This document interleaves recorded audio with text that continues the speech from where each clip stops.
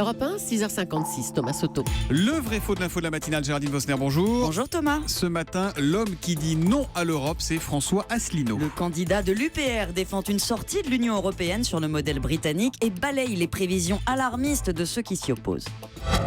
Si on sort de l'Union européenne, on va se désengager de deux traités. Le traité de l'Union européenne et le traité sur le fonctionnement de l'Union européenne. Il faut que les auditeurs sachent que la France, elle est liée au reste du monde par 6686 traités. Alors ça, c'est un chiffre impressionnant. La France liée au reste du monde par 6686 traités, dit François Asselineau.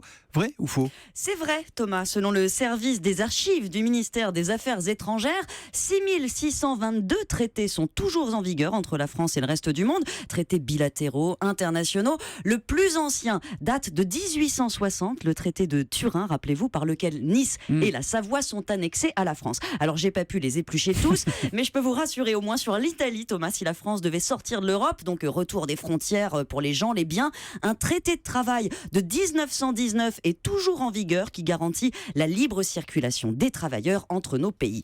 Plus sérieusement, Thomas, c'est vrai que le débat tendu le fait parfois oublier. La France existe en dehors de l'Europe via l'ONU, d'autres organisations. Elle a signé des dizaines de conventions fiscales, de sécurité sociale avec d'autres pays, des accords de commerce, 250 traités bilatéraux la lient à l'Allemagne, par exemple, dans les domaines économiques, scientifiques, de défense. Ces accords, si on sortait de l'Europe, ne seraient pas mis en cause. Mais est-ce qu'on peut aller jusqu'à dire que ce serait indolore? Mais évidemment non, car la France, contrairement à ce qu'affirme M. Asselineau, ne se désengagerait pas de seulement deux traités, ceux de Maastricht et de Lisbonne.